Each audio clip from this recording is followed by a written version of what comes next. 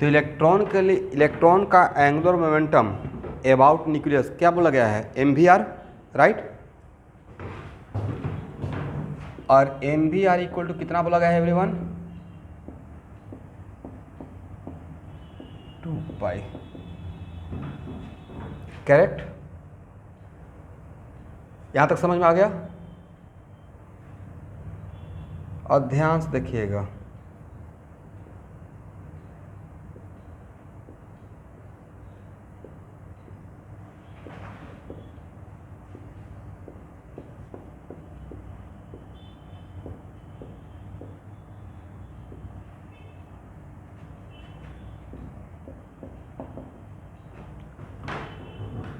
जितना भी फार्मूला का फाइनल रिजल्ट बोर मॉडल में आएगा वो इन दोनों फार्मूला से ही आता है। ये फार्मूला आप लोग को याद आया पिछले क्लास का, force equal to mass into acceleration, और सेंट्रीपिटल एक्सेलरेशन क्या था, v²/r, is it right, yes.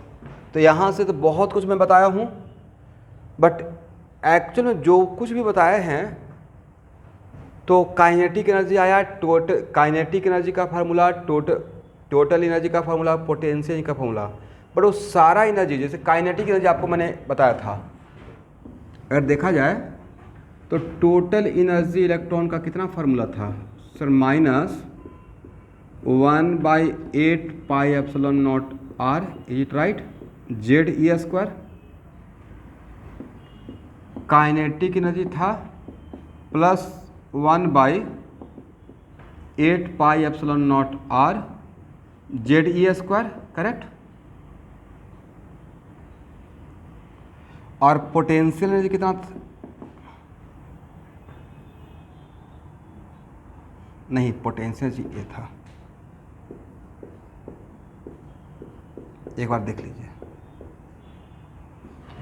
But in तीनों वैल्यू में it is very important to, अब इसको दोबारा डिराइव नहीं करूँगा, पिछले क्लास में कर चुका हूँ, ठीक है। तो लेकिन जो जिनका पिछले क्लास छूट गया है उनको भी अभी समझ में आएगा, घबराने की बात नहीं है। इन तीनों में क्या आप ये बोल सकते हैं कि टोटल एनर्जी और एन मतलब ऑर्बिट नंबर, उसके साथ क्या रिलेशन है, आप नहीं बोल सकते हैं, राइट। इसका आर के टर्म में बोल सकते हैं, बट क्या एन के टर्म में आप बोल पाएंगे, नहीं बोल पाएंगे।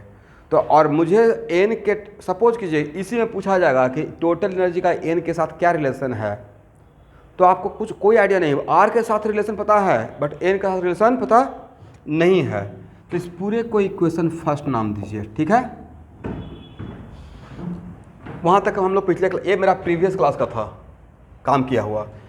अब now it is very important to note that कि जितना भी फार्मूला एन के टर्म में आएगा वो इन दोनों के हेल्प से ही आता है। ये भी होता है, ये क्या है, ये है one of the assumption of Bohr model, is it right, this is one of the assumption of Bohr model, correct ना। और एक कोई एजम्पशन नहीं था, ये तो था force equal to mass into acceleration, correct.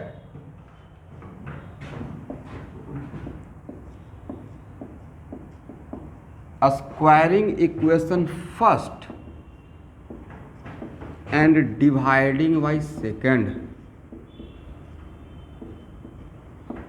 Equation first को स्क्वायर करना है और सेकेंड से डिवाइड करना है, इक्वेशन फर्स्ट को स्क्वायर करना है और सेकेंड से डिवाइड करना है, तो क्या होगा, m²v²r² divide by mv²/r equal to n²h²/4π², ये वाला term, correct, divided by ZE²/4πε0r²। अब नेक्स्ट सर आप ऐसा क्यों कर रहे हैं तो भाई मुझे यहाँ पे अननोन क्या था, एन तो पता रहेगा ना, ऑर्बिट नंबर पता रहेगा, राइट। तो अननोन है मेरा v और r, अब मुझे v और r का वैल्यू निकालना है इन टर्म्स ऑफ n, मुझे v और r का वैल्यू निकालना है इन terms of what, n, is it right. तो इसलिए मैंने सबसे पहले मैंने सोचा कि अगर भी को कैंसिल कर दिया जाए तो अननोन के नाम पे सिर्फ आर रहेगा, इसलिए मैंने यहाँ पे भी स्क्वायर था तो इसको मैंने स्क्वायर करके इसे डिवाइड कर दिया। ठीक है, डिवाइड करने के बाद पूरा कट कुट कर दीजिए, जो भी कैंसिल कर सकते हैं, राइट। और कैंसिल करने के बाद जितना कुछ आप कर सकते हैं कैंसिल करने के बाद आर को लेफ्ट में रखिए और बाकी सारे टर्म को राइट में लेकर जाइए। क्या आता है देखिए तो,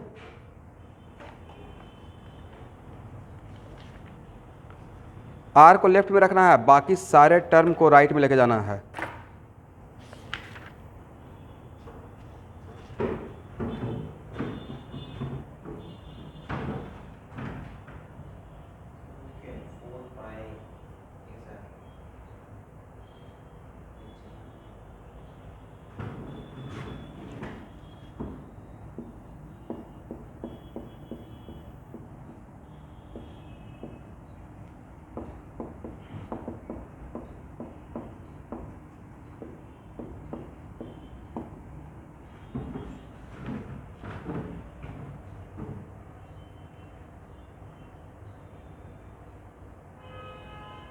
ये काम कर पाएंगे जो मैं आपको बोल रहा हूं करने के लिए?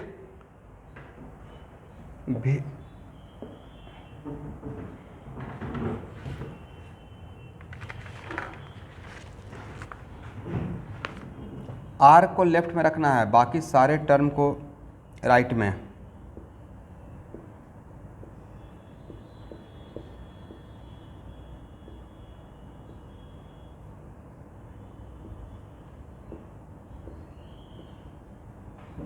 देखिए तो पूरा कैंसिल करने के बाद क्या ये आता है,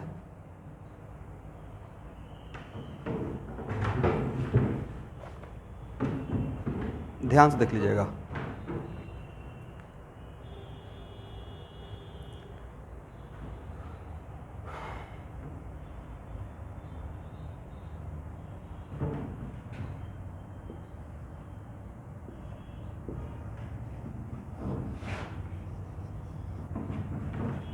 अब देखिए राइट हैंड साइड में वेरिएबल के नाम पे क्या है, फास्ट। क्या ये कांस्टेंट है, ये कांस्टेंट है, ये कांस्टेंट। एम क्या है, मास ऑफ इलेक्ट्रॉन। एच क्या है, प्लैंक कांस्टेंट। ए है एप्सिलॉन नॉट। ई क्या है, magnitude of electron charge. Yes, तो भाई वैरी क्या हो सकता है, वैरी ऑर्बिट नंबर हो सकता है और एटॉमिक नंबर हो सकता है, राइट। क्या यह स्मॉल ब्रैकेट के अंदर जो भी क्वांटिटी है क्या वो वेरिएबल हो सकता है? नहीं हो सकता है। और ये भी समझ में आ गया कि ये फार्मूला दो इक्वेशन के हेल्प से हम लोग डेवलप कर दिए। एक mv r equal to NH/2π, एक force equal to mass into acceleration, right. Okay student, मतलब ये मेरा हो गया, ये दोबारा आपको फिजिक्स में मिलेगा क्लास 12th में, मॉडर्न फिजिक्स में। तो ये हो गया रेडियस का पैरामेट्रिक फॉर्म में इस तरीके से, राइट। अब मेरे क्वेश्चन का आंसर दीजिए। और आपका क्लास 11th का एग्ज़ाम के लिए इतना कुछ आपको बहुत कम चांस याद रहता है, बहुत अच्छी बात है। मैं आपको जगह पर रहता तो रट जाता, बट फिर भी याद रहने का चांस कम है। अब अगर n का वैल्यू 1, ये क्या है, ये r क्या है, रेडियस ऑफ nth ऑर्बिट। कौन सा ऑर्बिट, nth ऑर्बिट। यस, अब r का वैल्यू 1 और z का वैल्यू 1। r अगर यहाँ पे r का n का वैल्यू 1 और z का वैल्यू 1 पुट कर दें, देन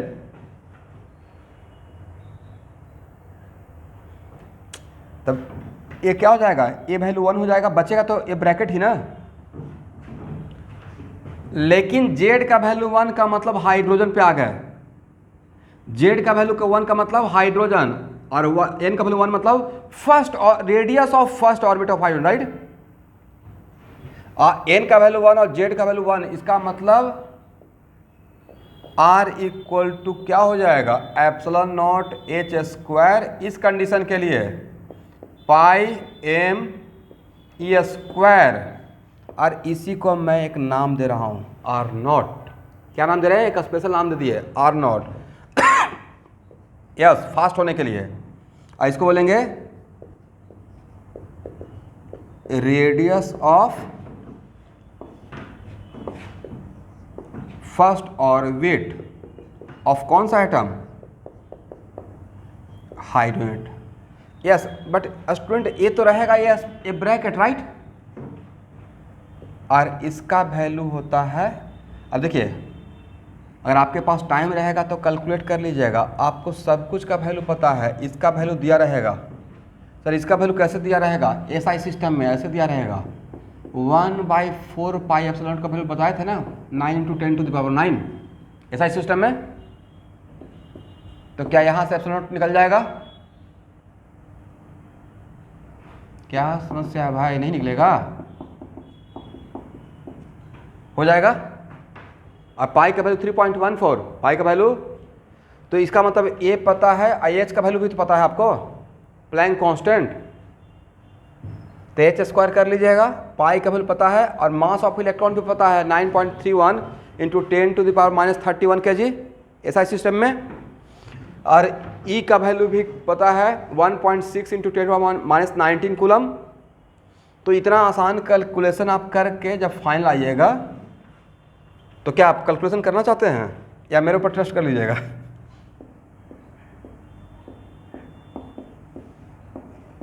इन सारे वैल्यू को पुट करने के बाद इतना आता है, बहुत स्टैंडर्ड वैल्यू है, इसको रट लीजिएगा अगर कैलकुलेशन नहीं करना चाहते हैं तो। 0.529 एंगस्ट्रॉम, करेक्ट।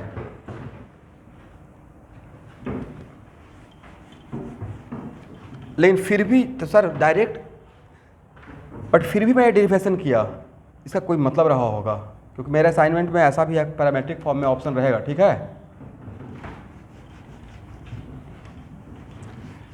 चलिए स्टूडेंट, अब जनरलाइज कर रहा हूं, यहां देखिए तो क्या इसके बदले R0 लिख सकते हैं, यहां से R0 n²/z। अब एग्जाम में प्रॉब्लम सॉल्विंग पर्पस के लिए इसको यूज करेंगे, ये इसमें तो लाइफ आसान है, यहाँ पे डिफिकल्ट था, बट ये तो रट सकते हैं ना, R = R0 n²/z, जहाँ पे R0 का वैल्यू कितना 0.5, यस, इसको रट्टा मार लीजिएगा, ठीक है। अब रिकॉल कीजिए, फर्स्ट या सेकेंड क्लास में आपको प्रिंसिपल क्वांटम नंबर पढ़ाया होगा, याद है। अब बताए ना कि प्रिंसिपल क्वांटम नंबर में n इंक्रीजेज, तो मोबाइल को टच नहीं करना है, साइड रख दीजिए, पीछे रख दीजिए बैग, पढ़ाई के टाइम पर सिर्फ पढ़ाई। आपको क्या पढ़ाया गया था कि प्रिंसिपल क्वांटम नंबर में n क्या इंडिकेट करता है, ऑर्बिट नंबर, और ऑर्बिट नंबर ज़्यादा तो साइज ऑफ ऑर्बिट ज़्यादा, ऑर्बिट नंबर ज़्यादा तो साइज ऑफ ऑर्बिट। पढ़ाते टाइम में हर 2 मिनट में मोबाइल देखूंगा, आपको अच्छा लगेगा, फ्रिकल माइंड हो गया ना टीचर, राइट। कितना हाई कॉन्सेंट्रेशन का चीज़ होता है पढ़ाना, यहाँ पे आके पूरे मन को शांत करना पड़ता है।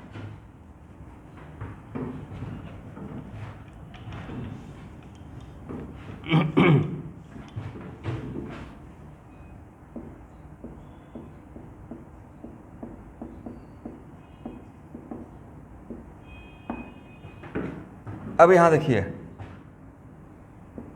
बट मैं वहाँ पे मैं बोला था कि जब आपको बोर मॉडल पढ़ाते रहेंगे तो प्रूफ कर देंगे कि R का N के साथ क्या रिलेशन है। बट ये फार्मूला 1 इलेक्ट्रॉन सिस्टम के लिए कितना के लिए है, तो क्या यहाँ से बोल सकते हैं R directly proportional to n², R directly proportional to n², I inversely proportional to Z, समझे, correct.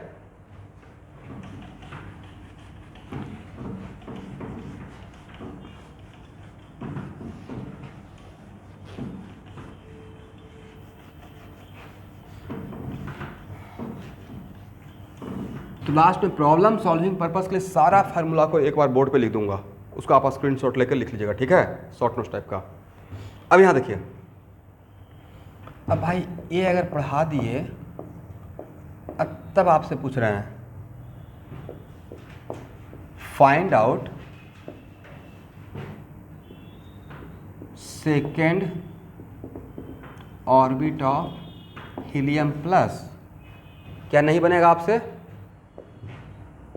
Second orbit of helium plus, तो क्या रहेगा R0, n के बदले कितना पुट करें 2 का स्क्वायर और जेड कितना पुट करें,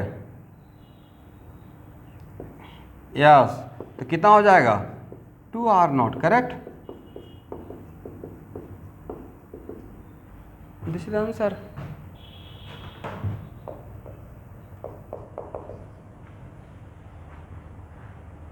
हाँ, radius of second orbit of helium plus, मतलब अब इस पे कुछ भी पूछेंगे आपसे, किसी भी 1 इलेक्ट्रॉन सिस्टम के लिए किसी भी एटम और आयन का first orbit, second orbit, third orbit, तो क्या निकल जाएगा, रेडियस।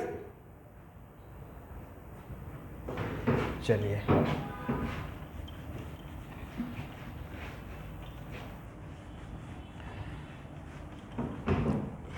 देखिए, फाइंड आउट द, यहां लिखिएगा तो, if radius of second orbit of lithium 2 plus, if radius of second orbit of lithium 2 plus is x,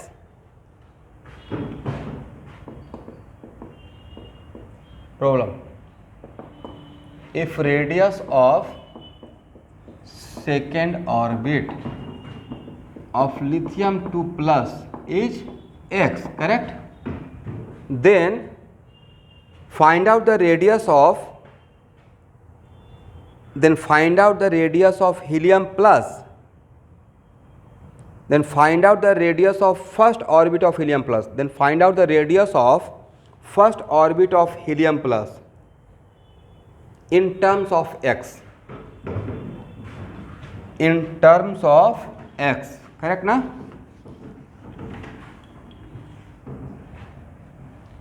अगर बोला गया कि second orbit of lithium 2 plus का रेडियस x है, तो इसी के टर्म में, x के टर्म में हीलियम प्लस का फर्स्ट ऑर्बिट का, तो भाई मैं ऐसे बनाता r इक्वल टू, पहले लिथियम 2 प्लस के लिए जो बोला गया वो लिखते हैं, राइट, तो r equal to r0 n square by Z, agree, और जिस x इक्वल टू कितना ये लिख सकते हैं, r0 n स्क्वायर मतलब कितना, सेकेंड ऑर्बिट ना 4, और लिथियम का एटॉमिक नंबर कितना 3, यस, इसका मतलब r0 equal to 3x/4, correct, r0 equal क्या हो गया 3x/4। और जब हीलियम प्लस के लिए काम करना शुरू करेंगे, जिसका मुझे निकालना है, तो इसका फर्स्ट ऑर्बिट का निकालना है रेडियस, राइट, किसके टर्म में, x के टर्म में, तो क्या लिखेंगे r0 n square by Z, r0 n square कितना 1 का स्क्वायर ना बाई 2, मतलब r0/2, और r0 का वैल्यू यहाँ से उठाइए, यहाँ दे दीजिए, राइट, तो r0 का x के टर्म में कितना वैल्यू है 3x/8। तो नहीं था कि जानबूझ के थोड़ा साइकोलॉजिकल प्रेशर क्रिएट किया जाता है बच्चों पे, क्वेश्चन तो बहुत आसान था, राइट।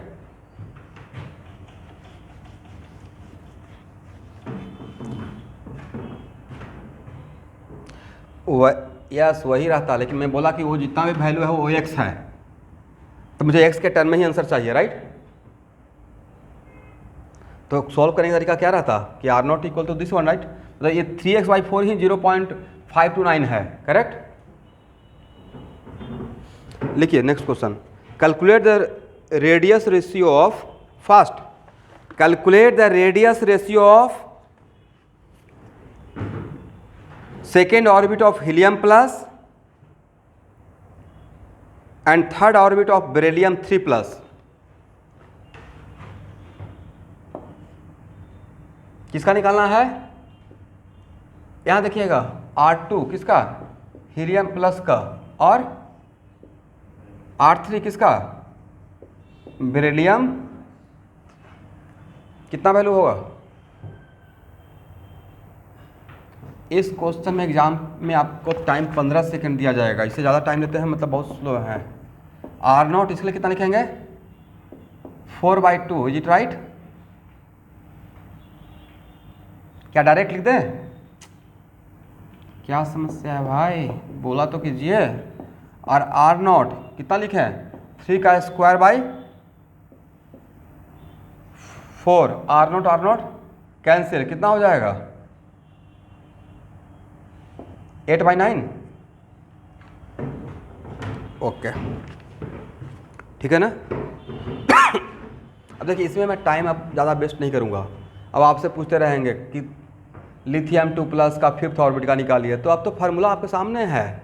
कौन सा फार्मूला? This one, right. इसके हेल्प से तो कुछ भी निकाल सकते हैं, बट इस फार्मूला का क्राइटेरिया है, एक फार्मूला सिर्फ बोर मॉडल में 1 इलेक्ट्रॉन सिस्टम के लिए, राइट। ओके,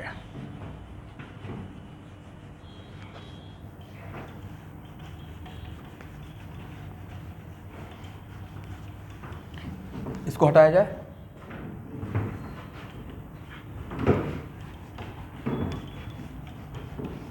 फार्मूला कहाँ से डिराइव हुआ, समझ में आ गया?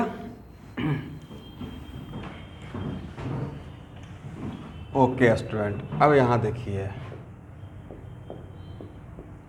टोटल एनर्जी इक्वल टू क्या था, ध्यान से देखिएगा तो।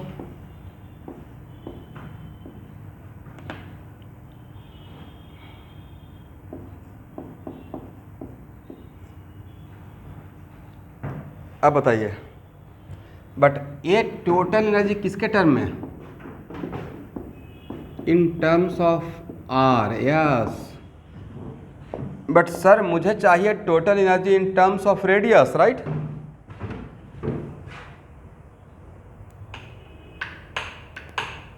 मुझे टोटल एनर्जी चाहिए in terms of radius, sorry orbit number n। तो क्या हम लोग एक काम कर सकते हैं, एसी बंद कर दीजिए, बहुत ठंडा हो गया है। 8 पाई एप्सिलॉन नॉट, क्या r के बदले ये लिख सकते हैं?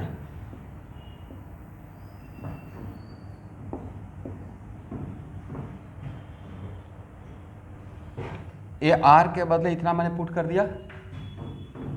अगर किसी को नहीं समझ में आते रहेगा तो ऐसे ब्रैकेट देखें, since r equal to r naught n square by Z. Purpose क्या है रिप्लेस करने का? तो मुझे चाहिए था n को इन्वॉल्व करना था, राइट। तो टोटल एनर्जी इक्वल टू क्या, ए जेड ऊपर चला जाएगा तो e square by 8 pi epsilon not r not. Agree everyone? Z square by N square.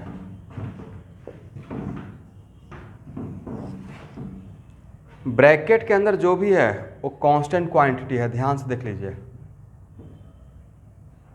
Bracket के अंदर जो भी है वो कांस्टेंट क्वांटिटी है, करेक्ट ना? अब थोड़ा और भी अगर बड़ा करके इक्वेशन देखना चाहते हैं, एक होता है ना कि नहीं सर एकदम बिल्कुल, e square by 8 pi epsilon not, r not का वैल्यू बोलिए कितना था पैरामेट्रिक फॉर्म में? उसको पैरामेट्रिक फॉर्म नहीं बोलते हैं भाई, आर नॉट ये था।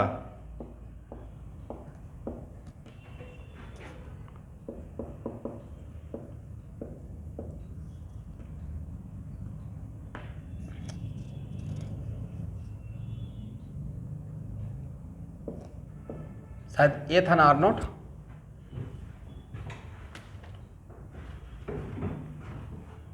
यस, आर नॉट का वैल्यू यहाँ पर सब लोग पुट करेंगे, epsilon naught H square pi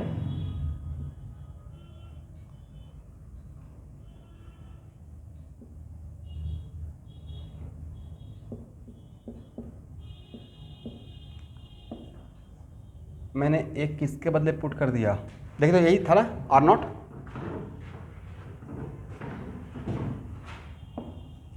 Z square by N square.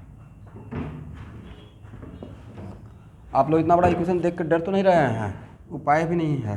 यहाँ देखिए, जो इसको क्या ऊपर लेके जा सकते हैं? अभी पाई पाई कैंसिल मत कीजिए, कैंसिल नहीं करना है कुछ। कितना हो जाएगा? Pi m e square, right, by 8 pi epsilon not का स्क्वायर लिख सकते हैं, h square Z square by N square, correct ना?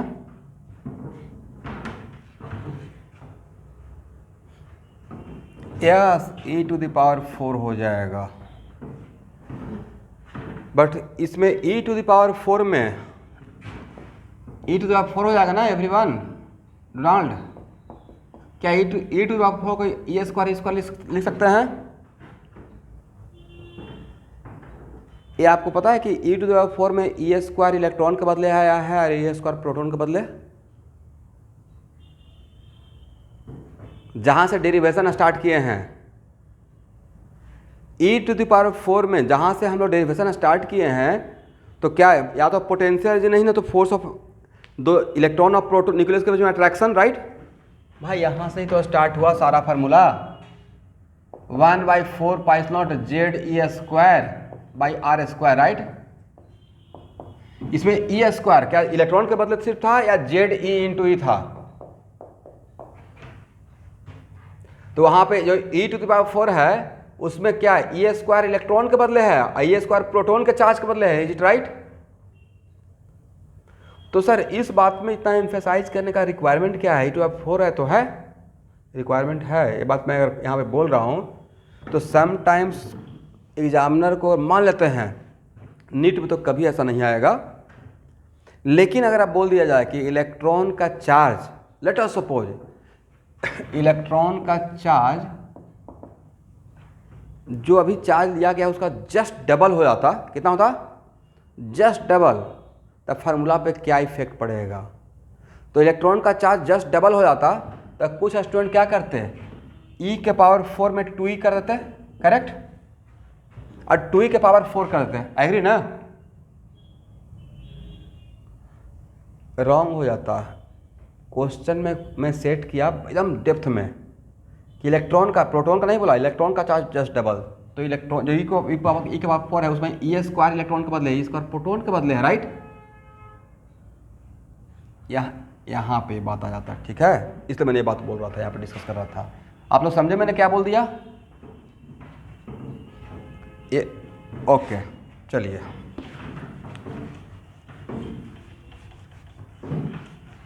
लास्ट में रेडियस के जैसा ही शॉर्ट फॉर्म दे देंगे, घबराने की बात नहीं है। इस तरीके से फार्मूला को देखने को बोलते हैं पैरामेट्रिक फॉर्म में, मतलब न्यूमेरिकल वैल्यू में नहीं देखे हैं, राइट। ओके एवरीवन, क्या ऊपर में 2 से ऊपर में 2 पाई और नीचे में 2 पाई से मल्टीप्लाई करते हैं, कर सकते हैं? तो ऊपर में 2 पाई से और नीचे में 2 पाई से मल्टीप्लाई कीजिए, क्या नजर आता है? माइनस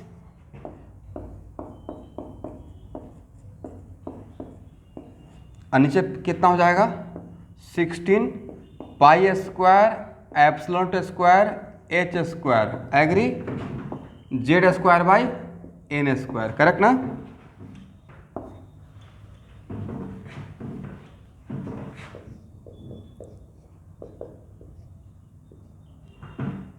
यहां देखिएगा,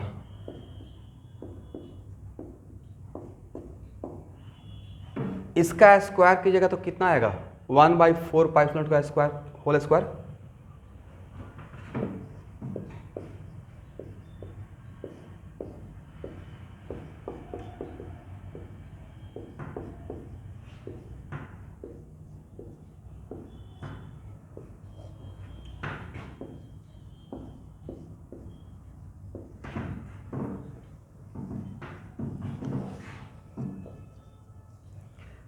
देखिए ये जो मैं काम किया था वो एक्चुअली फार्मूला रटने के लिए मैं फार्मूला को सिमेट्रिक बना रहा था, मतलब मैं आपकी तरफ देखकर ये मेरा रटा हुआ फार्मूला है, इस फॉर्मेट में रटा हुआ है।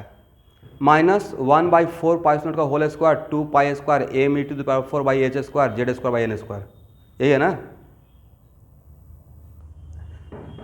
उससे फ़ायदा क्या हुआ कि we are very much familiar with 1/4 pi epsilon naught, तो इस फॉर्मेट में इसको रट्टा मार सकते हैं। ऐसे अगर छोड़ देते तो शायद मिस कर जाते हैं, बट 1/4 पाई0 का पाई एक कोई कॉन्सेप्ट नहीं था, जस्ट फार्मूला रटने के लिए मैं इस फॉर्मेट में कंप्लीट फार्मूला होता है ना, किसी तरीके से बोलने में आसानी होता है, फार्मूला दिमाग में आता है, मेमोराइज होता है, इस फॉर्मेट में हम लोग रट पाएंगे। E T equal to -1/4 pi का whole square 2 pi square M E to the power 4 by H square Z square by N square, is it right? इसको फाइनल रखिएगा टोटल एनर्जी के लिए, करेक्ट ना एवरीवन?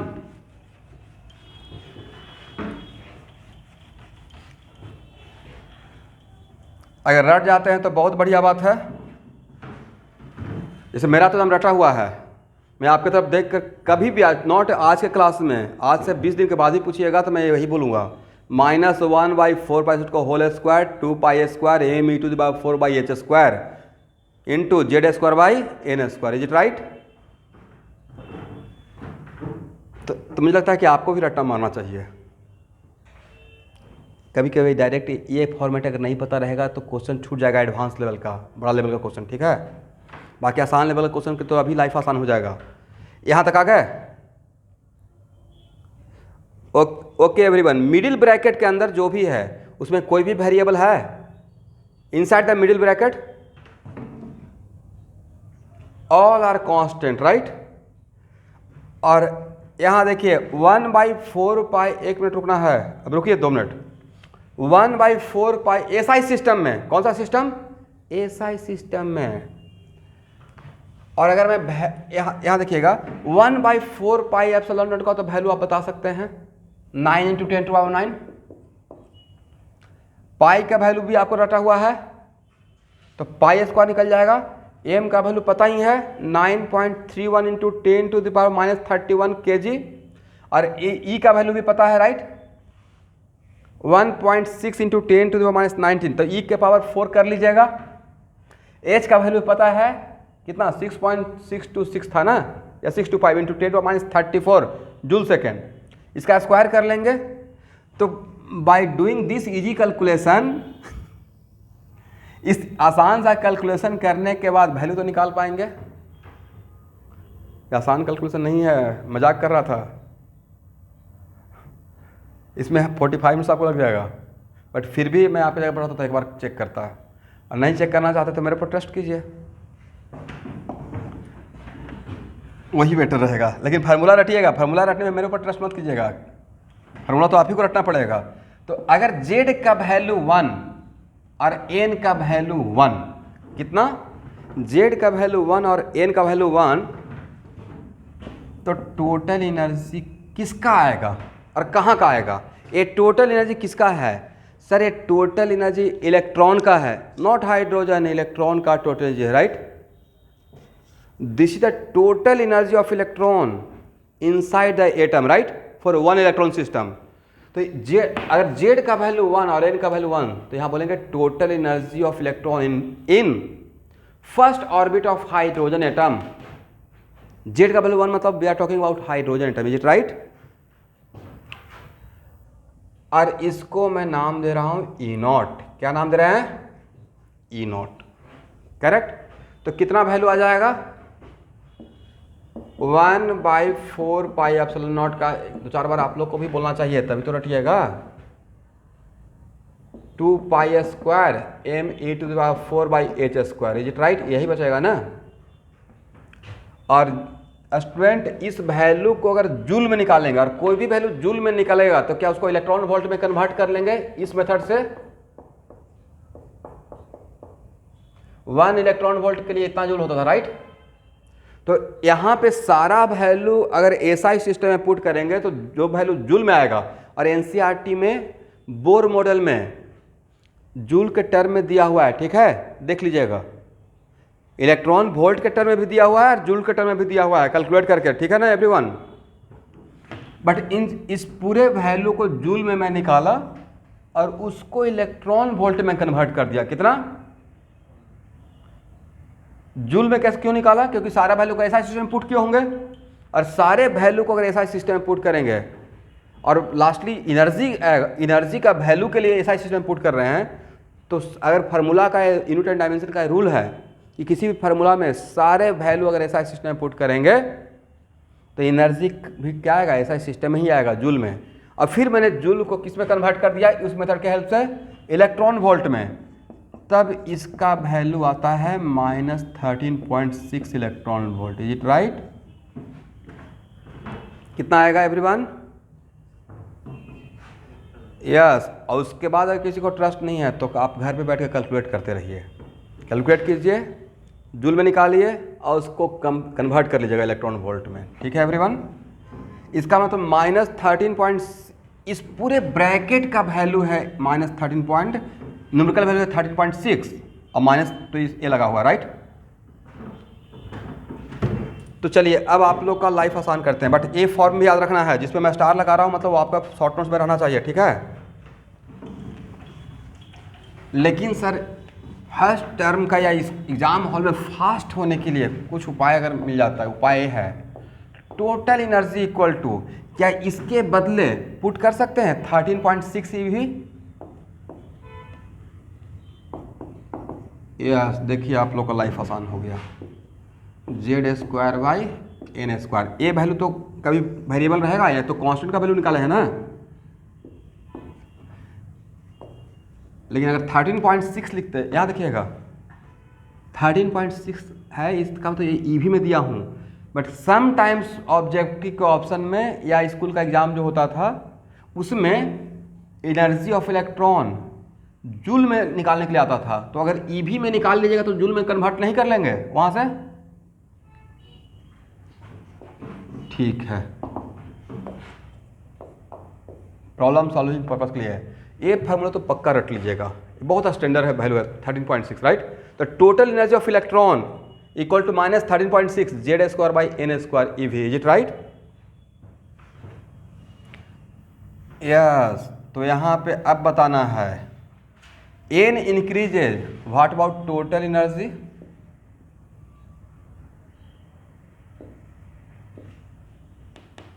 इसके वजह से, राइट।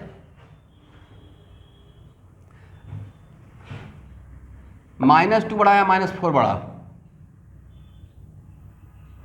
तो इसको n² नीचे है, आगे में निगेटिव लगा हुआ है, तो इस निगेटिव की वजह से उल्टा हो गया, राइट। ये लिखिए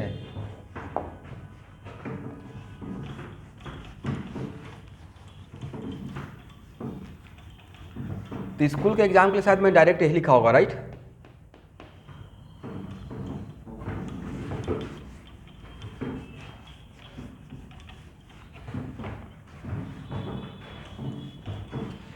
अब यहां देखिएगा,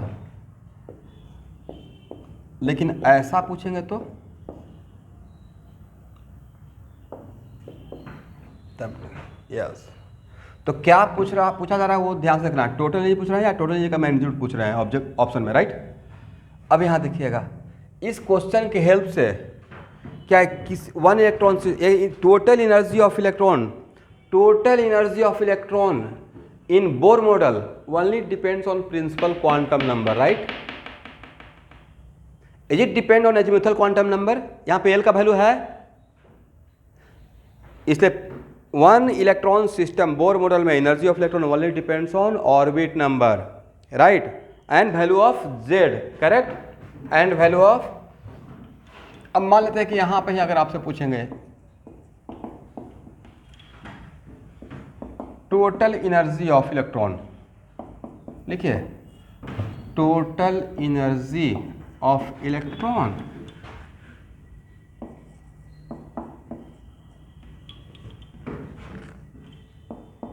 इन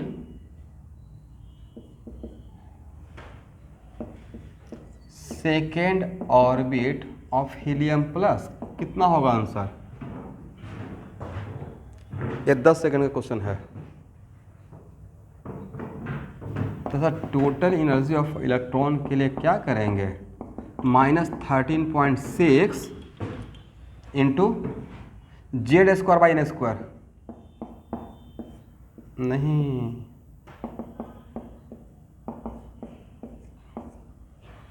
Z² था ना, करेक्ट। तो क्या किसी भी ऑर्बिट में आप निकाल लेंगे,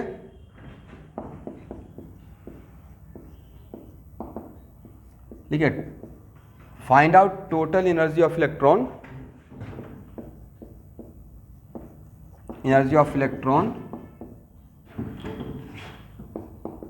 इन, यहां देखिएगा electron in first orbit, second orbit, किसी का ऑडियो ऑन है, third orbit, fourth orbit and fifth orbit, in hydrogen atom, do it fast, proper calculation के साथ। Total energy of electron in first orbit, second orbit, third orbit, fourth orbit and fifth orbit in hydrogen atom.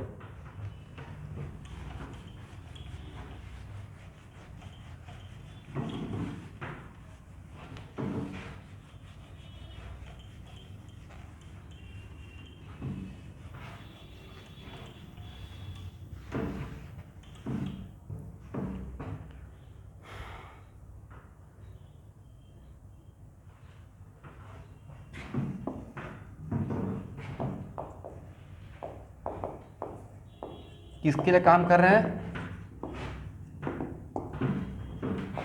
E1 कितना होगा?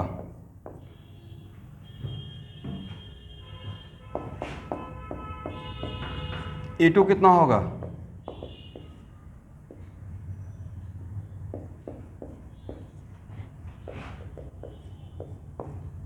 Yes, E3 कितना होगा?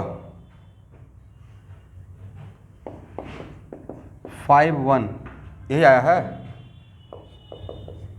E4 कितना होगा? Do it fast. -0.85 EV। E5 कितना होगा?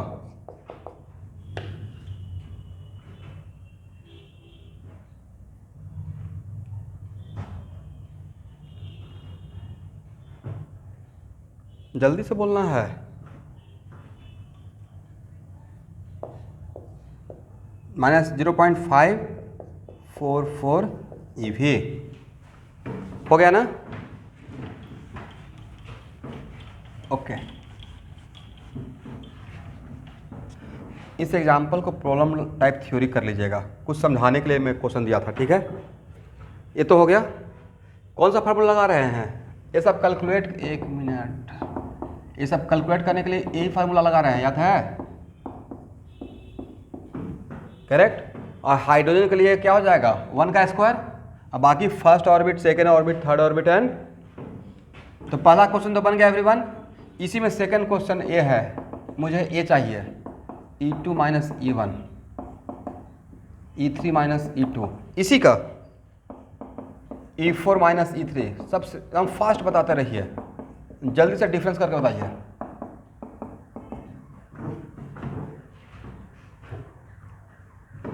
क्या E2 माइनस E1 कितना था? 10.2। E3 minus E2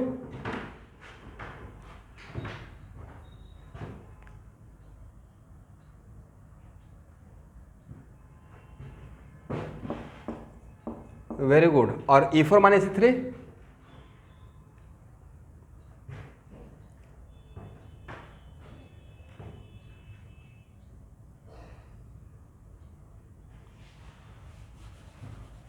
very good, 0.66 EV। और E4 minus E3, sorry sorry sorry sorry, E4 लिखेगा, E4।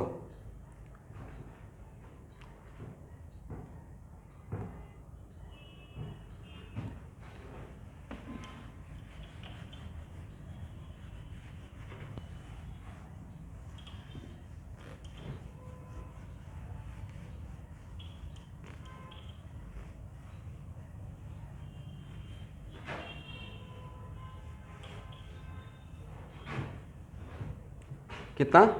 0.346 EV, correct. ओके। माइनटली अगर आप ऑब्जर्व किए होंगे तो मैं हाइड्रोजन एटम का, और ध्यान से देखिएगा, ये एनर्जी का अगर एक्सिस है, करेक्ट ना स्टूडेंट? किसका एक्सिस? टोटल एनर्जी का अगर इसको एक लाइन खींचा जाए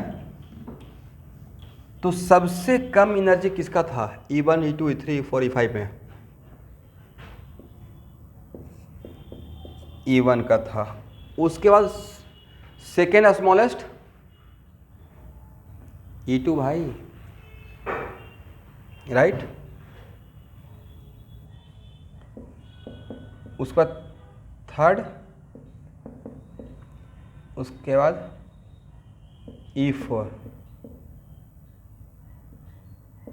E5।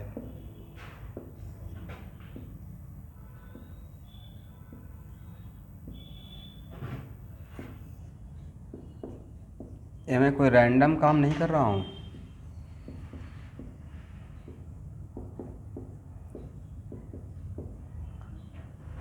यहाँ देखिए सबसे बड़ा गैप किसके बीच में था।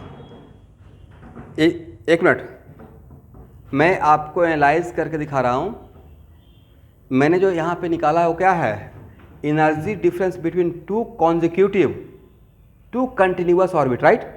Energy difference between two consecutive orbit, मतलब 1 2 3 4, 1 का कॉन्जिक्यूटिव क्या रहेगा, 1 से जस्ट नेक्स्ट वाला 2। इसका मतलब जैसे जैसे ऊपर जा रहे हैं, कहाँ पे, हाइयर ऑर्बिट में, नीचे या ऊपर, जैसे जैसे ऊपर जा रहे हैं, इस एग्जाम्पल से be observe that as orbit number increases energy gap between two consecutive orbit, total energy gap between two consecutive orbit what, decreases. Is it right?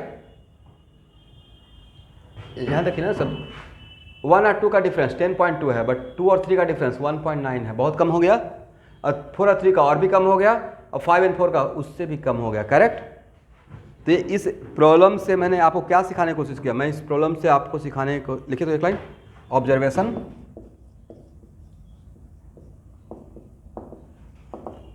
From here B observe that energy gap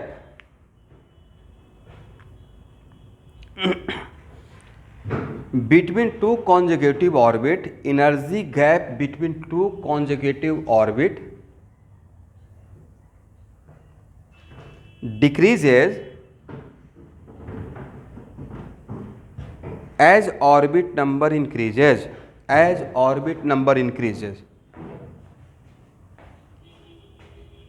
ठीक है ना everyone.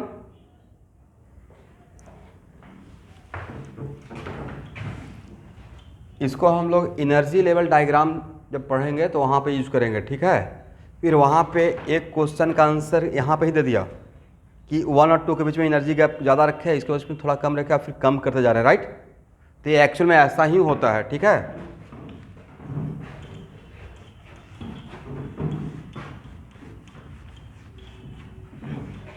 हाँ,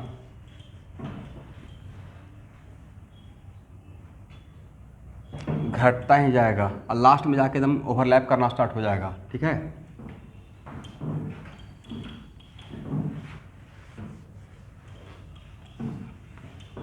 यहाँ देखिए,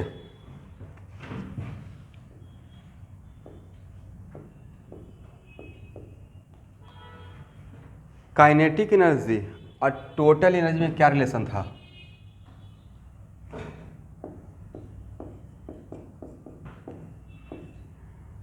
very good. तो अब हम लोग फार्मूला एक बार मेहनत कर लिया तो उसका फल लेते रहेंगे, राइट।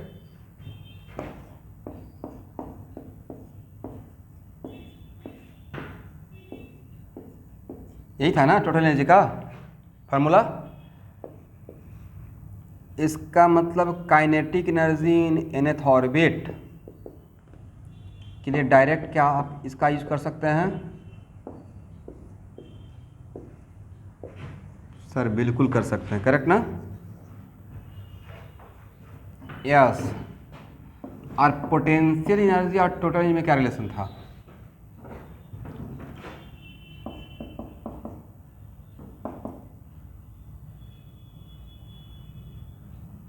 ओके, इसका मतलब है, देखिए तो इतना लिख सकते हैं, जब ध्यान से देखिए तो, without taking the modulus, right, क्योंकि टोटल भी नेगेटिव और पोटेंशियल भी नेगेटिव।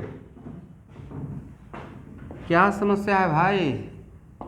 लिखे हुए तो थे -1/4 pi epsilon naught, correct. Z E square by R, और टोटल एनर्जी का कितना था sir? -1/8 pi epsilon naught Z A square by R. इसमें कितना से मल्टीप्लाई कर दे तो ये मिल जाएगा, 2 से मल्टीप्लाई करेंगे, राइट। तो क्या यहां से ये बात बोल सकते हैं और ये लिख सकते हैं यहां से? तो ये हो गया कितना? तब मैं आपको आई विल सजेस्ट यू कि -27.2 मत याद रखिए, आप बस इसको याद रखिए। कितना फार्मूला याद रखिएगा, मतलब -2 इंटू 13.6 के टर्म में याद रखिए, ज़्यादा याद रहेगा, ठीक है। ये सिमेट्रिक हो जाएगा फिर। अब यहाँ पे देखें काइनेटिक एनर्जी के लिए, kinetic energy directly proportional to Z square but inversely proportional to n square, is it right. तो n increases kinetic decreases, Z increases kinetic increases, right.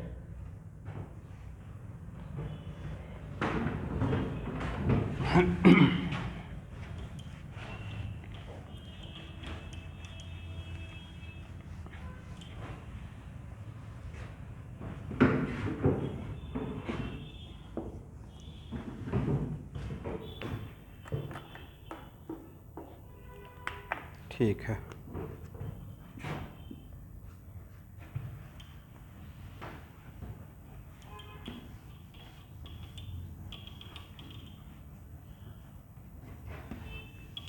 क्या 10th का क्लास भी ऑफलाइन हो गया है क्या स्कूल में?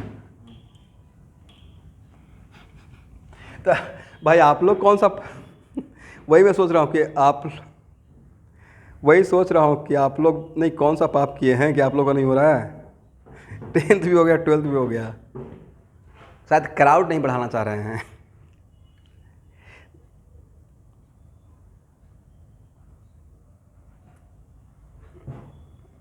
हाफ डे होता है नहीं, उसके पीछे वजह है 10th का लास्ट ईयर है ना, बोर्ड आने वाला है, 12th का भी बोर्ड है, आपका बोर्ड नहीं है। मेन वजह ये है, लॉजिक ये है, ठीक है।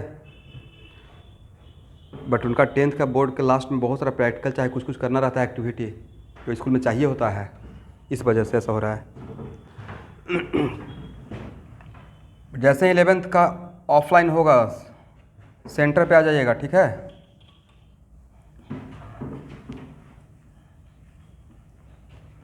ओके एवरीवन, तो हम लोग को 4 फार्मूला तो मिल गया अभी तक।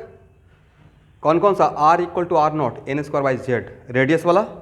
फिर total energy equal to -13, total energy का फार्मूला क्या है? -13.6 Z square by N square, but किस में? ईवी में। एग्जाम में पूछ लिया गया जूल में, तो सर ईवी में निकाल के जूल में निकाल लेंगे, राइट। उसके बाद पोटेंशियल एनर्जी का, राइट। फिर काइनेटिक एनर्जी का इन टर्म्स ऑफ एन, और टोटल एनर्जी का हम लोग पैरामेट्रिक फॉर्म में भी रट गए हैं। कितना? -1/4 का whole square 2 pi square M E to the power 4 by H square Z square by N square, is it right. बहुत आसान है, 2-4 बार रटिएगा, 10 बार लिखिएगा तो हो जाएगा। Okay, M V R equal to what? n into h by 2 pi, then v equal to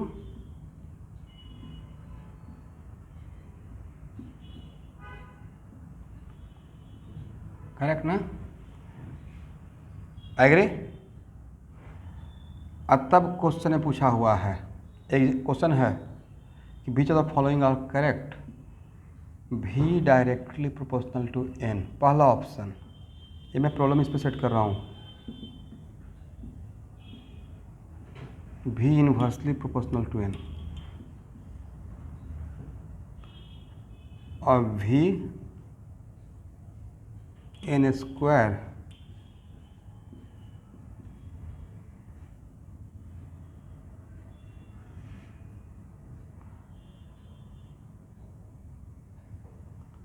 और कुछ एक कर दीजिए एन क्यू।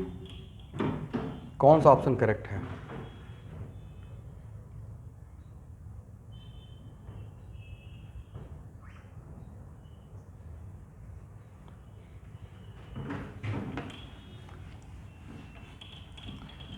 तो भाई पूरा दुनिया जो आंसर देता वही आप भी आंसर दिए हैं, राइट। सर वो देना भी चाहिए था, करेक्ट ना? भाई आर के अंदर भी एन छुपा हुआ था, गलत है आपका answer.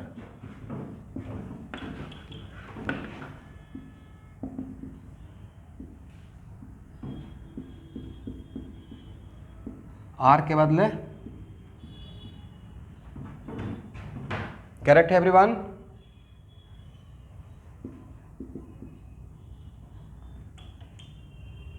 H Z 2πm R naught N और एन स्क्वायर कैंसिल होगा, क्या बचेगा?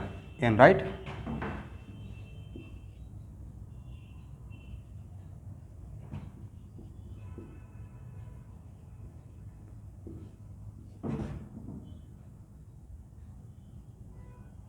ब्रैकेट के अंदर कुछ भी वेरिएबल है? नहीं है, मैं फार्मूला ही डिराइव कर दिया। तो आपने जब आंसर दे रहा था कि मैं भी और एन के टर्म में सिर्फ पूछ रहा हूँ, भी का एन के साथ क्या रिलेशन है, तो इसमें इस आर के अंदर भी एन था, एग्री? और उसको हम लोग मिस कर गए, और मैं जानबूझ के यहाँ दिखाया था कि यहाँ पे एन है। तो लुक्स लाइक व्हाट, भी डायरेक्टली पूछा हुआ क्वेश्चन है, भी डायरेक्टली तो एन लग रहा था। सॉल्व किए तो क्या मिला? अब डायरेक्टली या इन्वर्सली, यहाँ देखिए ए ब्रैकेट कांस्टेंट, ऊपर में जेड एन, तो करेक्ट आंसर क्या रहेगा? यस, बी था करेक्ट आंसर। इसका मतलब यहाँ से जो बॉक्स में कर रहा हूँ मैं, तो वो फार्मूला है। अरे इस फॉर्म में भी रटिएगा, इसका आसान फॉर्म तो लाइफ इजी करने के लिए दे देंगे, बट इस फॉर्म में भी रटना है, राइट? तो भी डायरेक्टली प्रोपोर्शनल टू जेड बोल सकते हैं, क्योंकि ये तो कांस्टेंट है, right? Inversely proportional to N आज के बाद, ठीक है ना?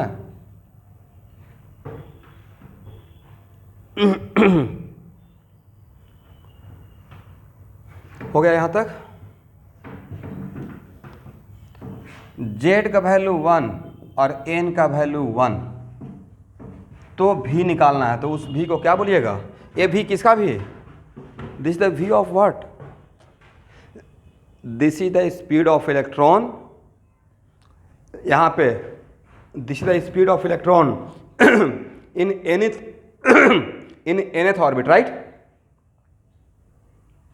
लेकिन अगर z इक्वल टू 1 और n इक्वल टू 1 करेंगे, तब इसको पढ़ेंगे speed of electron. Problem solving purpose के लिए आसान कर रहा हूं। Speed of electron in first orbit of hydrogen atom, right? तो इन फर्स्ट, और इतना तो बोल पाएंगे ना ये करने के बाद इस फार्मूला में? तो नहीं लगता कि सिर्फ A bracket, A small bracket बचा हुआ रह जाएगा?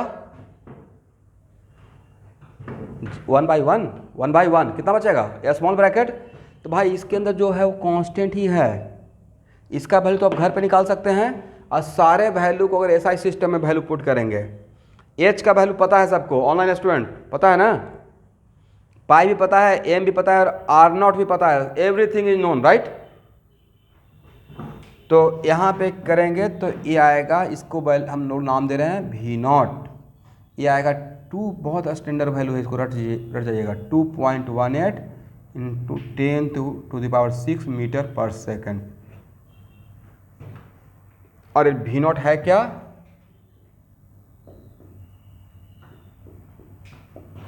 स्पीड ऑफ इलेक्ट्रॉन इन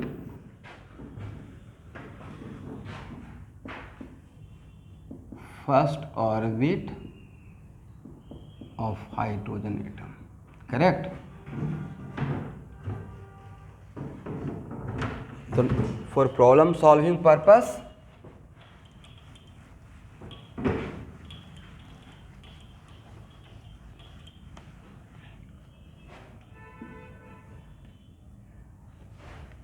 सारा वैल्यू में, जैसे ही बोलता हूँ कि सारे वैल्यू को एसआई सिस्टम, तो एसआई सिस्टम में आर का वैल्यू किससे आएंगे? एंगस्ट्रॉम में लीजिएगा या मीटर में?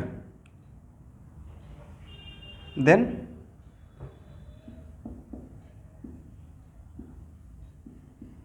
तो प्रॉब्लम सॉल्विंग पर्पस के लिए ये मेरा रहेगा फार्मूला, ठीक है? जहाँ पे भी नॉट का वैल्यू कितना है? 2.18 इंटू 10⁶ मीटर पर सेकेंड, करेक्ट है एवरीवन? ओके, लिख लीजिए।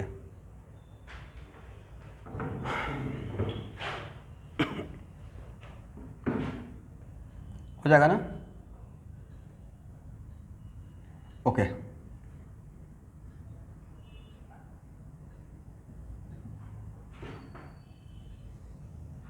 तो क्या यहाँ से किसी भी वन इलेक्ट्रॉन सिस्टम के लिए किसी भी ऑर्बिट में आप स्पीड निकाल सकते हैं?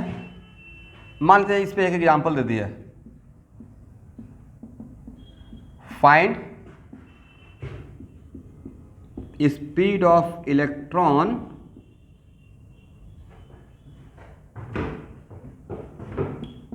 In second orbit of beryllium 3+, कितना होगा आंसर?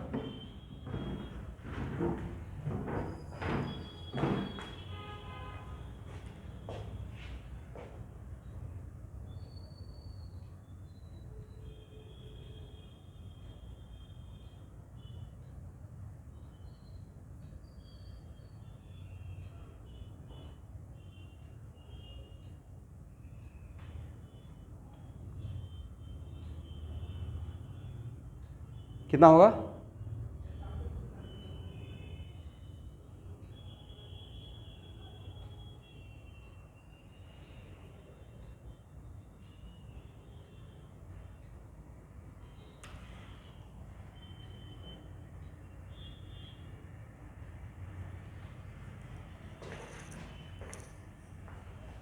तो ये तो एक लाइन का सॉल्यूशन है। अब तो रेडीमेड फार्मूला कर दिया, v इक्वल टू वाट, जिसका भी निकालना था v equal to v0 Z/n, v0 2.18 into 10⁶। भाई ये बहुत बड़ा वैल्यू है, right? 10⁶, almost comparable to speed of light, right? Into Z का वैल्यू कितना ले बेरिलियम 3+ के लिए? What the atomic number of beryllium? 4/2, multiply कर लीजिएगा, 4.36 इंटू 10⁶ मीटर पर सेकेंड। एग्जाम में आपसे नहीं बनेगा।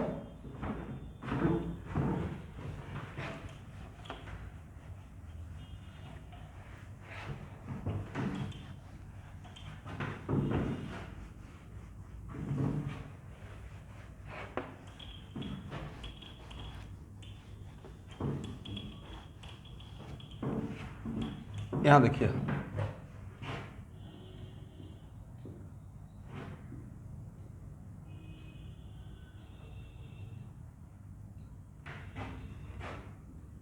ये है इलेक्ट्रॉन, ये है रेडियस किस ऑर्बिट का, और इस इलेक्ट्रॉन का स्पीड अगर v है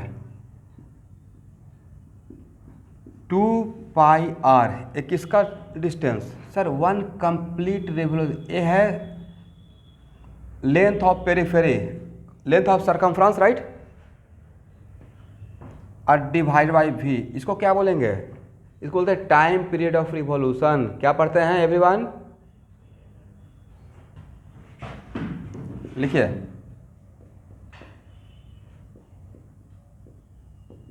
टाइम पीरियड ऑफ रिवॉल्यूशन।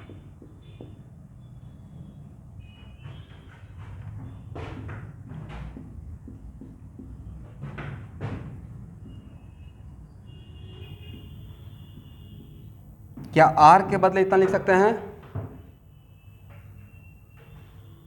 बोला कीजिए भाई।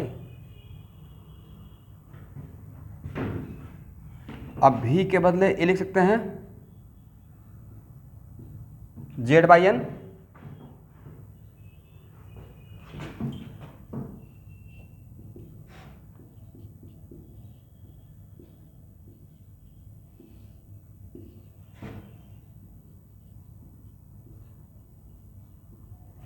इसको ऐसे देख सकते हैं फार्मूला को।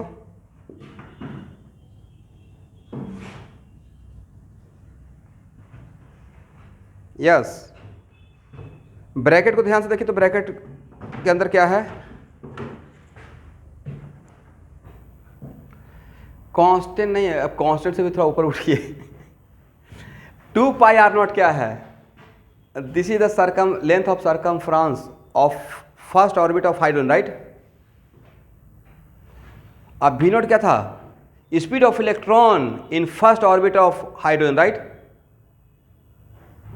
तो क्या यहां से जो मिलेगा इसको क्या T0 बोल सकते हैं? T0 जहाँ पे टी नोट क्या रिप्रेजेंट करेगा, इस टाइम पीरियड ऑफ, इस ब्रैकेट का मैं बात कर रहा हूँ, time period of revolution in first orbit of hydrogen atom, right. This bracket indicate what, time period of revolution. अरे कांस्टेंट रहेगा, ये क्या रहेगा, कांस्टेंट।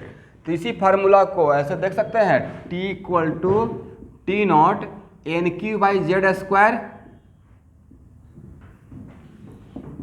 आएगा ऑब्जेक्टिव भाई। तो T और N में क्या relation, N Q, T directly proportional to N का power Q, right, inversely proportional to Z square, ठीक है ना। अब इसका वैल्यू मत पूछिएगा, क्योंकि ठीक है बहुत सारा वैल्यू मैंने कैलकुलेट करके दिया, अब इतना भी आप लोग लेजी नहीं बनना है। अब यहाँ से वैल्यू आप नहीं निकाल पाएंगे, आर नॉट का वैल्यू आपके हाथ में है ना, कितना, आज ही तो पढ़ाए हैं भाई, 0, इसको रट्टा मार लीजिए, एक बार पढ़िए तो एकदम दिमाग में यहाँ पे सेट कर जाए। इतना बड़ा कैलकुलेशन का मैं रेडीमेड दे दिया, राइट। और कितना रेडीमेड देना चाहिए, आर नॉट का वैल्यू 0.529 एंगस्ट्रॉम, कितना, 52 एंगस्ट्रॉम, कहीं कहीं पे 0.53 भी लिखा रहता है, राउंडिंग करने के बाद 29 को 3 करते हैं, राइट। क्या इसको मीटर में कन्वर्ट नहीं कर लेंगे, और V नॉट 2.18 10⁶, यस। तो यहाँ से डिवाइड करके क्या इसका time period of revolution second में आ जाएगा। अगर खुदा ना खास्ते कभी पूछा गया एग्जाम में तो निकल जाएगा ना, okay.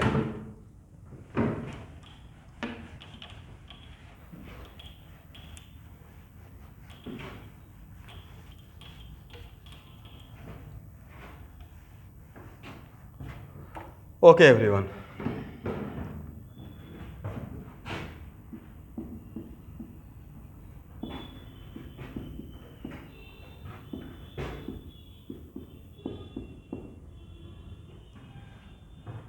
Frequency of revolution, frequency of revolution होता है 1 बाई टाइम पीरियड, राइट। इसको क्या लिख सकते हैं, 1 by T naught N Q by Z square,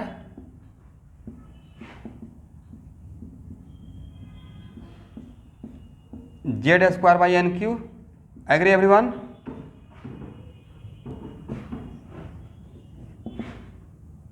और इस 1 बाई टी नोट को क्या एफ नोट बोल सकते हैं,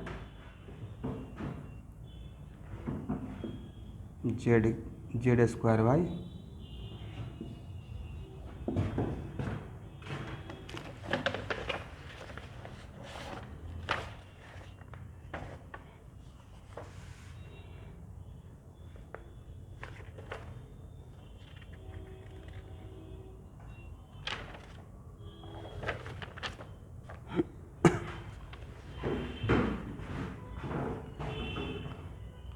इसको हटाएं, हो गया ना। ये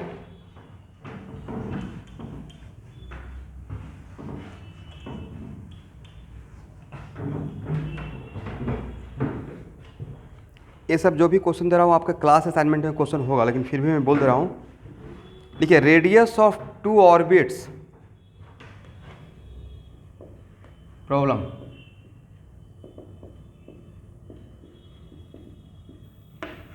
radius of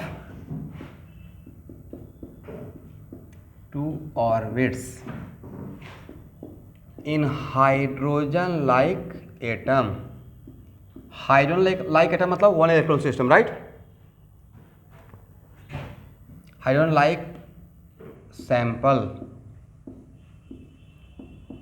is 4R and 16R respectively. Question नजर आ रहा है आप लोग को,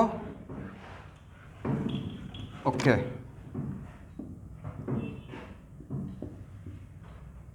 find out the ratio of frequency of revolution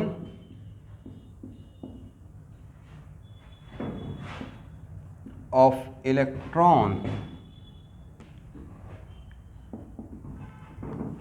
in these two orbits.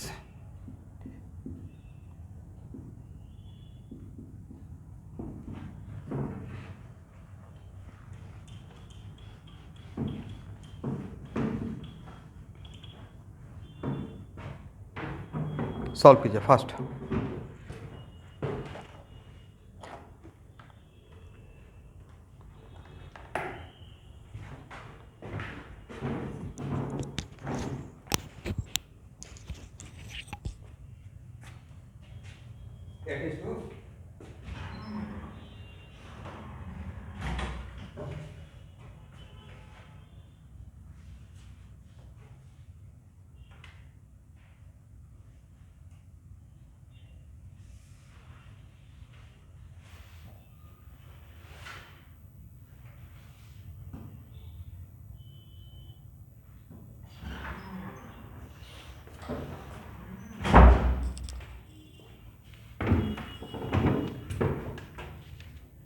Very good student.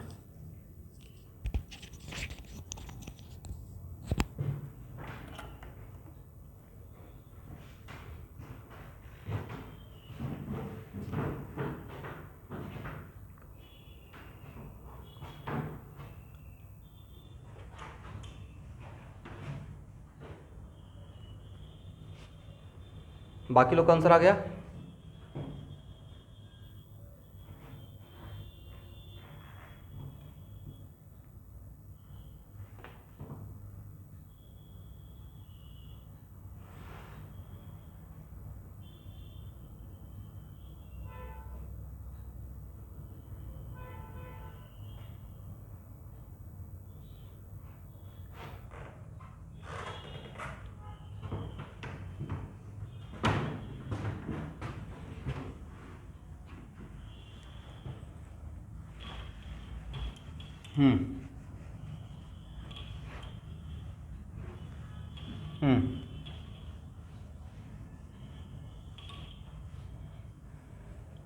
Yes आ सकता है, इसीलिए दे रहे हैं डिराइव करके। आ चुका है, आ नहीं सकता है, क्वेश्चन में आ चुका है। अदरवाइज डेरिवेशन से हम लोग बच के निकल जाते, राइट। सिर्फ एनसीईआरटी के लिए, बोर्ड के लिए पढ़ाना रहता है तो फिर सिर्फ फार्मूला लिख के आगे बढ़ जाते हैं। बट ये जो क्लास है वो रेगुलर क्लास है। Very good, 8:1। यहाँ देखिए एटॉमिक सॉल्यूशन, एटॉमिक नंबर नहीं पता तो जेड मान लेते हैं, राइट। करेक्ट ना, क्योंकि हाइड्रोजन नहीं है, हाइड्रोजन लाइक सैंपल है ये, राइट। और मान लेते हैं कि N1 ऑर्बिट नंबर N1 का रेडियस 4 आ रहा होगा, करेक्ट। और ऑर्बिट नंबर N2 का रेडियस 16 आ रहा होगा। ये तो पक्का पता है कि N2 ग्रेटर देन N1 है, एग्री ना। अब मुझे निकालना क्या है, F1/F2। तो F1/F2 के लिए क्या लिखेंगे, अभी जस्ट फार्मूला दिया है ना, क्या था, F0/Z²/NQ, इज इट राइट। और F0/Z² का क्यू। देखिए पहले फार्मूला लेकिन अगर फार्मूला ही नहीं जानते रहते तो ये क्वेश्चन नहीं बनता। यहाँ पे एक बार देखे हुए तो बन जाएगा। अब ए और ए कैंसिल हो गया sir, N2Q/N1Q, is it right. मतलब N2/N1 का क्यू सर कुछ नहीं, बस N2 और N1 का रेशियो पता चल जाए तो मेरा काम बन जाएगा, एग्री। उसके लिए यहाँ से आएगा, ये दिया हुआ था ना इन्फॉर्मेशन, यहाँ देखिए। तो R1 के लिए क्या लिखिएगा, R0 N1² Z, is it right. और R2 के लिए R0, यही था ना एवरीवन। तो R1/R2 कितना होगा, R1/R2 कट कुट के क्या बचेगा, N1/N2 का होल स्क्वायर, राइट। इम्प्लाई, और R1 का वैल्यू कितना है, यही तो R1 है। तो तो sir 4r/16r is it right equal to n1/n2 का whole square. r cancel, then n1/n2 का वैल्यू कितना 1/2। ठीक तो सही है।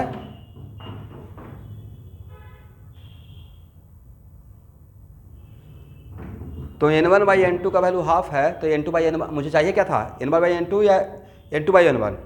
तो n1/n2 equal to 1/2, then n2/n1 equal to 2/1 और 2/1 यहाँ पुट कर दीजिए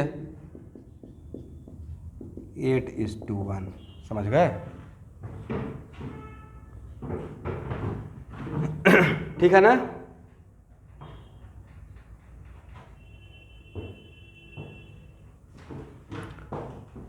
बाकी स्टूडेंट क्यों नहीं रिप्लाई करते हैं, समझ में आया ये सॉल्यूशन।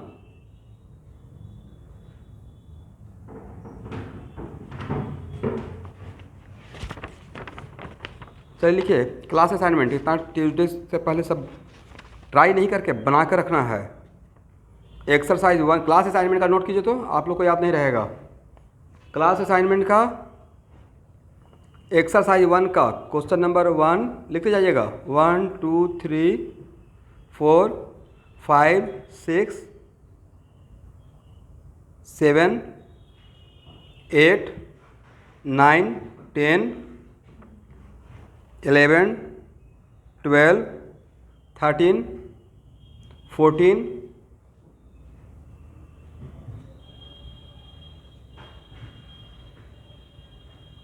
15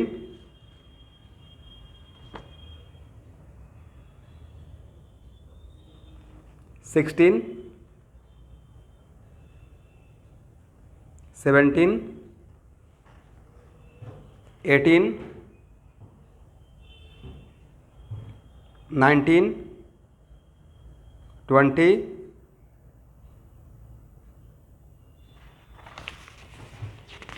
ये एक्सरसाइज 1 का था। ठीक है। एक्सरसाइज 2 का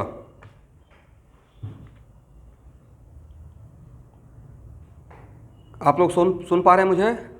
क्लास असाइनमेंट का एक्सरसाइज 2 क्वेश्चन बनाने के टाइम पे कम सुनते हैं स्टूडेंट सब लोग। एक्सरसाइज 2 का क्वेश्चन नंबर 2 3 4 5 6 7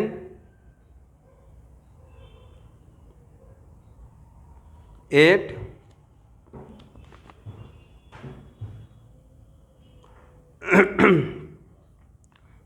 9, हालांकि 9 छोड़ दीजिए, 9 का भी थ्योरी नहीं पढ़ाया हूँ। 10 9 नहीं करना है। 11 12 13 14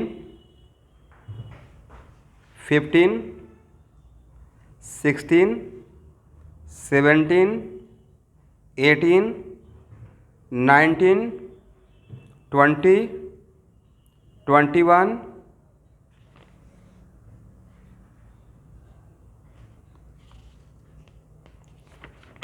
इतना बनाकर आना है, मतलब इतना आपको रेडी रखना है ट्यूजडे से पहले। 6 दिन टाइम है हाथ में, 7 डेज हो जाएगा।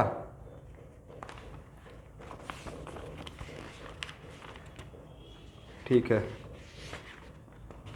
आज के लिए इतना ही।